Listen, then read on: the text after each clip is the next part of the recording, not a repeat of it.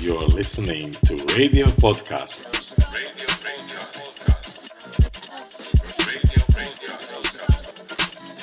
21st Century Entrepreneurship.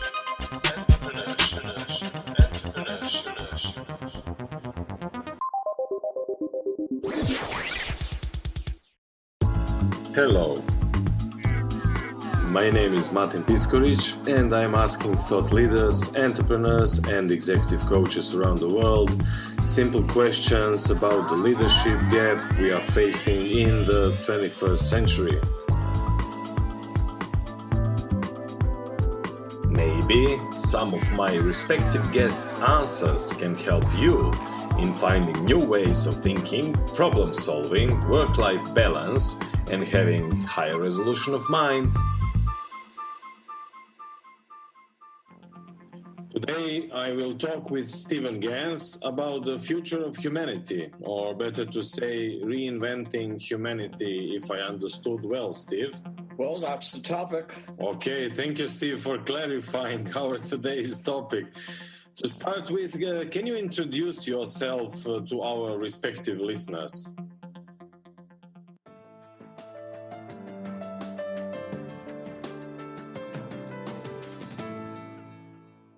Sure. I started life out as a philosopher. It was a calling. I had always asked challenging questions, and I realized I could get paid for doing that. And so I became an academic philosopher, and then a worldly philosopher. I decided to practice philosophy first as a psychotherapist and then as a business man, starting a school for psychologists in humanistic psychology. And then I started an Institute for Management Studies in London, where I lived. And I continue to pursue a kind of worldly or practical philosophical practice, keeping informed about such topics as we want to talk about the future. Well, I'm thrilled talking to you. I've experienced you as a person that have holistic approach to a lot of topics regarding your bio. And I'm sure there will be a lot of people around the globe looking forward listening this interview. Not only because you are such a great expert, but regarding the topic that will become more and more relevant in near future. Once I started following the artificial intelligence topics, I realized the future is already happening. There are huge impacts on our society that a lot of people will experience. Am I right? Well, we're living in, by the way, thanks very much for saying those kind words. Yeah, we're living in exceptional times, and what we're living in are what has been termed the exponential technological evolution. So that things are happening at a very rapid pace of change and disruption. And so this is going to be more and more disorienting to business as usual. So as Peter, can you help me with his last name? Peter Diamandis. Diamandis, yes, that's right. Peter Diamandis writes in one of his last blog, the next evolutionary step will be a human-scale transformation that he called meta-intelligence. Biological evolution started some 3.5 billion years, as we all know, with the first simple life forms. Then came biological forms incorporating biological technology that allows them to manipulate energy and information. 1.5 billion years ago, they started collaborate by forming the first multicellular life. And the final step before the human evolution came 400 million years ago, with first species crawled from oceans onto the shores. Can you continue the stages?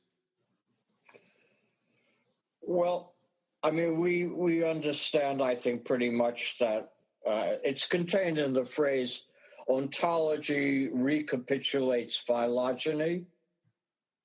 So can you explain a little bit more? So the ontology is ourselves, humans. Mm-hmm. But when we're a fetus in the womb, we go through the evolutionary stages.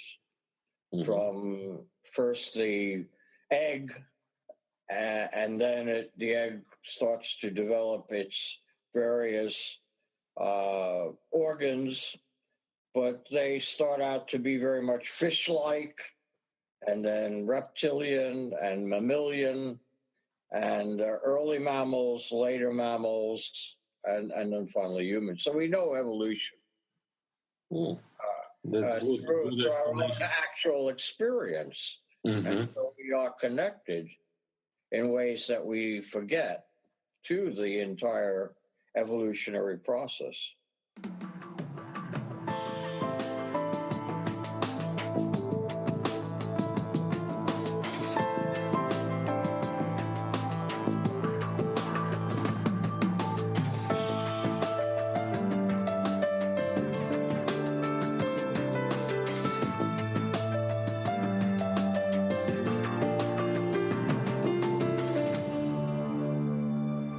Okay, so I'm sure that the part of that of evolution are our civilizations, different civilizations that we went through. So can you describe our history of civilizations, maybe in terms of awareness?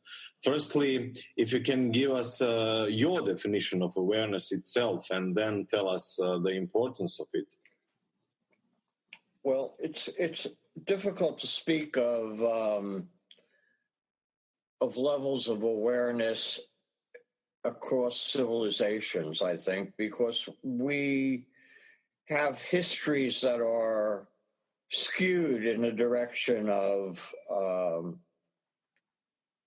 the primary movers of those groups who typically were involved in creating more dominance over their fellow humans. Mm-hmm. And so the thrust to dominate and control others, I believe, is first lowest level of awareness, or the level of competition over scarcity. What we want to move toward is cooperation and a mindset of abundance. And I believe that is our challenge. I absolutely agree with you. I mean, I find awareness is a very important issue. When I started with business and I was very young, had my first radio broadcast when I was only 16 years old. I was very, let's say, ego-driven. Many years later, I realized ego was my unconsciousness protection regarding my emotional immaturity. And I was not able to cope with all the stress and lack of knowledge, understanding, and experience application. Well, basically that brought me to making a lot of mistakes, having troubles with relationships, and finally breakdown. Luckily, I started with personal development on early ages, and it takes me years to learn about awareness itself, not to mention acceptance and implementing things like positive psychology and other aspects of thinking and living to start producing new paradigms, more harmonized, aligned with the context, interaction, and quality of business goals. So you had a great academy, as you told us, full of highly successful businessmen and many, many years of merging philosophy with practical business issues. So you are absolutely right person to ask for, did we progress in awareness from your point of view?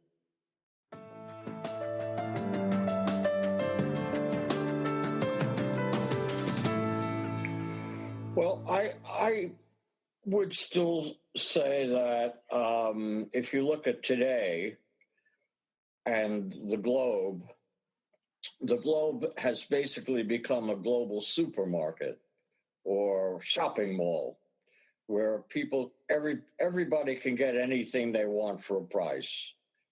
But it still seems to be based on the principle of accumulation of power and might, as evidenced by money and power. And there's the have and have not scenario where the elites or the 2% have and the 98% are basically subsisting. And there's a group, an underclass, who is in poverty.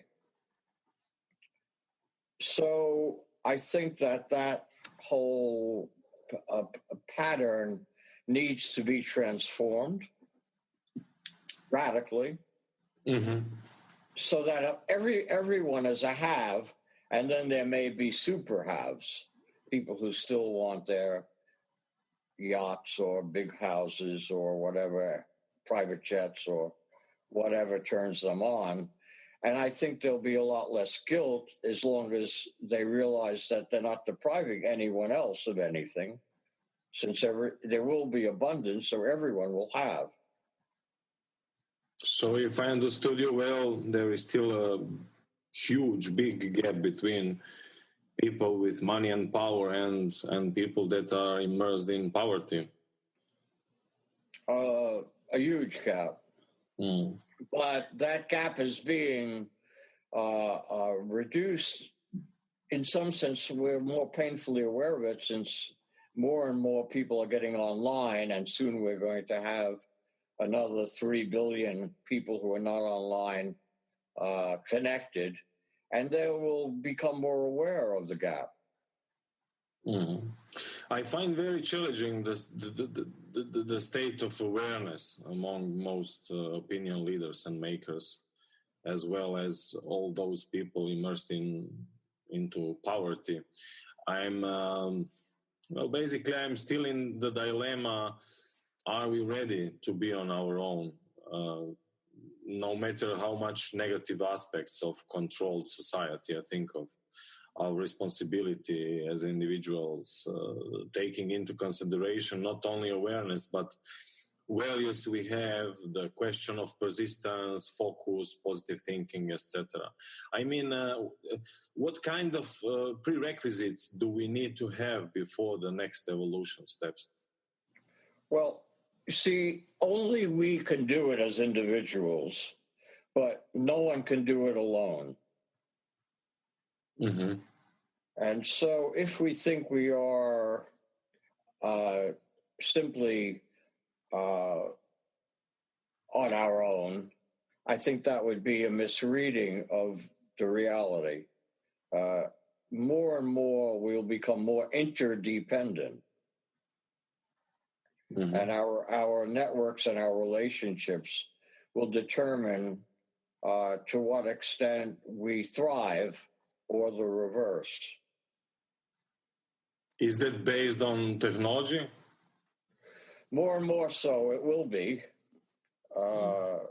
It was always, to some extent, the case, if you think about it, that we depend, that any project involves a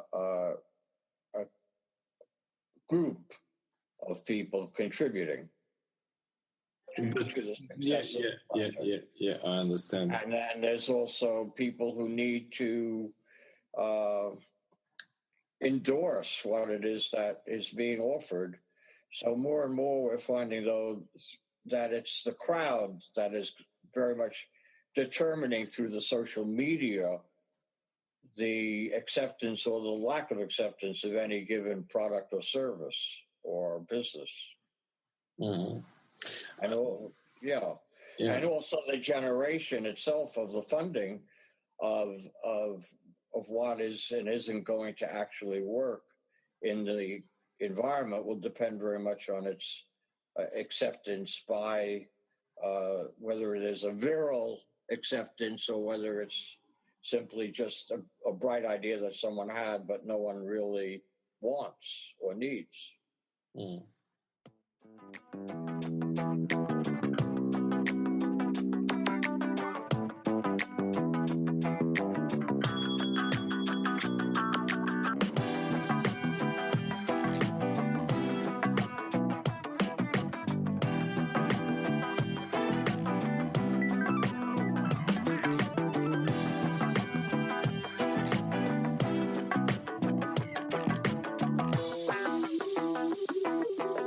We spoke about awareness. The challenge I see is the technology is in rapid advance. It's old story about exponential growth. Think just about telephones. We have just 20 years ago first personal computers, from PC XT to ZX Spectrum or Commodore 64. I mean, with only few kilobytes left for programs. I mean, not megabytes, but kilobytes. And look at our smartphones today. Is there a challenge? Well, the smartphone has basically disrupted about 20 or 30 different niche businesses that used to be billion-dollar businesses. I mean, take Kodak, for example, the photography business. There no longer exists Kodak.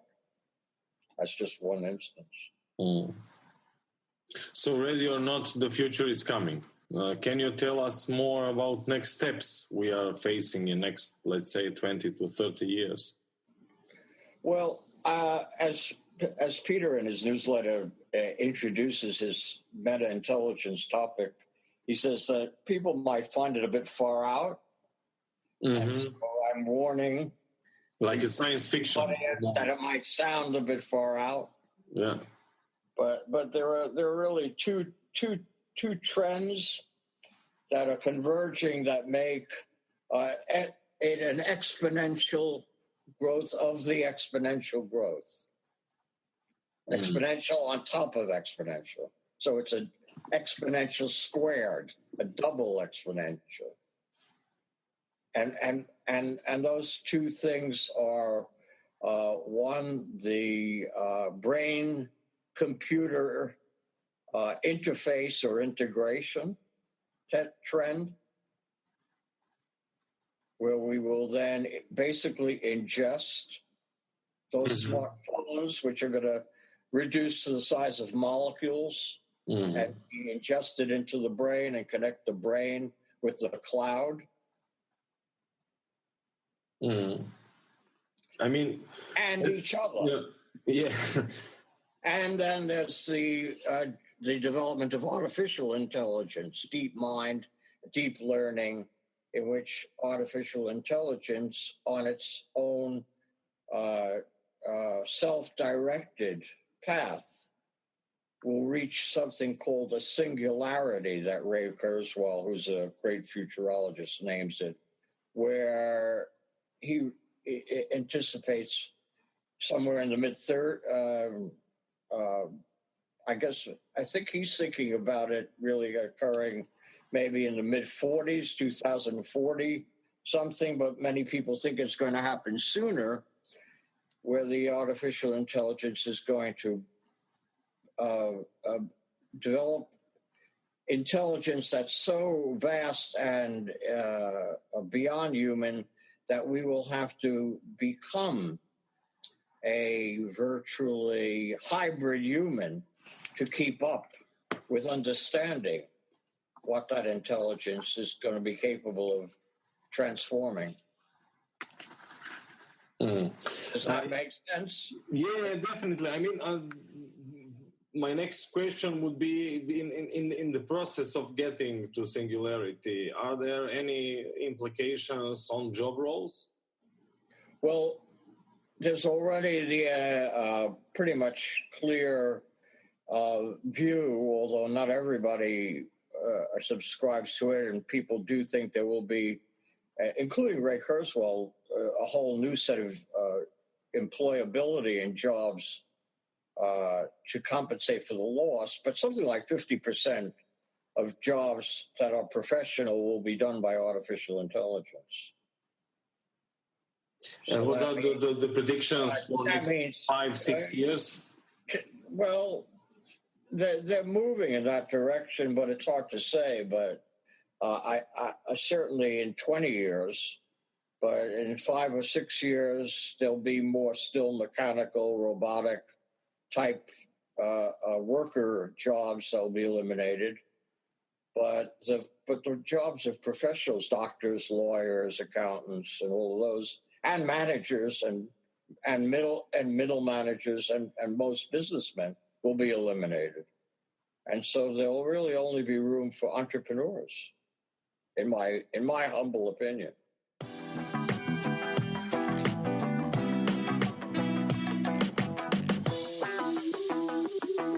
Mm-hmm. Mm-hmm. So there will be some social implications as well on the road.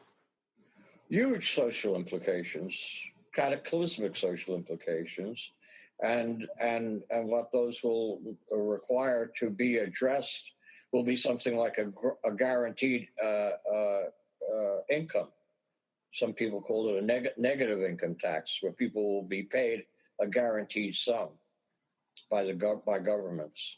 So from your point of view, entrepreneurship is the future? Yes, clear. Can you tell us more about what kind of entrepreneurship you are talking about? Well, all I'll do is, if I might, I'll give you a little glimpse of a project that I'm working on myself. Would that be okay? Yeah, of course. So I believe to prepare us for a healthy brain-computer integration or interface, the human brain-mind needs to be optimized. I'm working on a brain-mind optimization project that will be exponential in growth, I believe, as we develop it. That sounds very exciting. Are you progress in the project? There is a brain optimization technology. The way it works is the brain has brain waves. I'm sure everyone would be familiar with the brain waves. So we see that in the EKGs, EEGs, or whatever. Mm-hmm. Brain waves, the oscillation of the brain, emitting all different aspects of the brain are emitting different waves in different rhythms. Mm-hmm. These rhythms and waves have been translated into sound and played back through electrodes to the brain itself. And the brain has shown itself to be able to optimize itself to the point where the brain now shows brain patterns after optimization that are very much more symmetrical and integrated than prior to the treatment. And these patterns look very much like the patterns of advanced Tibetan meditators after 30, 40 years of meditation, where they've created optimized brains. An optimized brain is a brain that's able to move instantly from a state of deep relaxation to deep focus and turn itself on and off at every moment in the present to whatever is called for by the task. But there's also multiple areas of optimization that the mind and person need to achieve in order to feel happy. They need to find purpose. They need to develop relationships. They need to have a legacy. They need to have experiences that are challenging, exciting, adventurous. They need to have financial freedom. Multiple areas and sectors that are required for an optimized human. And this goes back to philosophy and what Aristotle spoke of when he spoke of in his Ethics of how one links happiness, or what everyone seeks, with goodness. So to be a good man means to be good at being human. And I would now say it's to be good at being transhuman, or good at being able to meld with the artificial intelligence, human and artificial. So this goodness, or being good at, being good at functioning has never really been fully defined. We know what it is to be a good sports athlete. We know what it is to be a good musician and playing well at an instrument, but we've never really quite understood fully what it is to be good at being human. So this is the practical philosophical path I've been following to better define exactly what that is. And I believe your question about awareness is a huge element in that, the mind and its development. But there's the person, there's the body, there's the love relationships, there's the cooperation with others in the community. So there are multiple levels of goodness or being good at being human. And being good at being human involves also the ethical dimension. And the ethical dimension turns out to be putting other people first. Are we all capable to achieve that? I mean, that was a lot to take in. That was a lot to take in. But I hope you did what I say make sense? Yeah, definitely. My last question is: are we all capable of achieving that? Do we all have capabilities to start being aware, to start using your techniques that you are developing? Well, here's been the problem of self-development, self-improvement, self-help, all that whole industry, that a less than optimized mind, which is only a fraction of the power of the full brain, has been required to try to change the brain and the brain's habits. And of course, it's a bit like an ant trying to tell an elephant which way to go. And if the elephant wants to go one way and the ant wants to go the other way, it's going to go the way the elephant wants to go. Well, the brain means bad habits. Bad habits, and Aristotle also spoke about this, it's a matter of habit, reduce the optimization of becoming good at being human. And so that's, and also reduce awareness. So going the other way around, I believe, is going to be the solution to the problem, and that is to optimize the brain first. And only the brain at this point will be able to optimize itself without the dysfunctional mind interfering. Then the mind will be able to develop, based upon an optimized brain, far more effectively to be full functioning.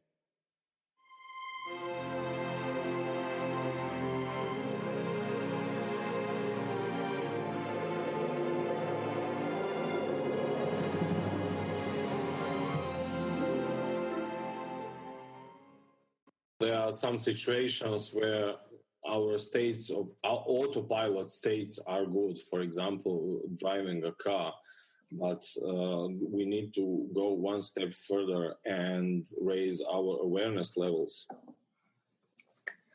Well, we have some patterns like driving cars or brushing our teeth that are good habits. We have some habits that we're too perhaps indulgent in substancing ourselves with various substances. That reduces our awareness or our effectiveness at times. And certainly driving when on a substance is highly dangerous, and yet people still do it.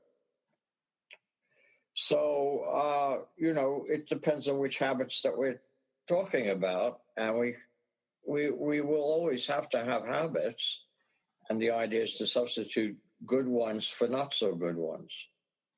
So with optimized brain, we can be more aware. And if we are more aware, then we can choose to use new habits, if I understood you well. Well, that's still not yet researched to the degree that one can give evidence. And it's not clear that that will be the case. The optimized brain will be a precondition for healthy awareness or a healthy mind. The healthy mind needs to then develop on top of a healthy brain and then learn to seek and develop habits in life that are actually good for it, rather than the ones that it thinks are good but may not be so good.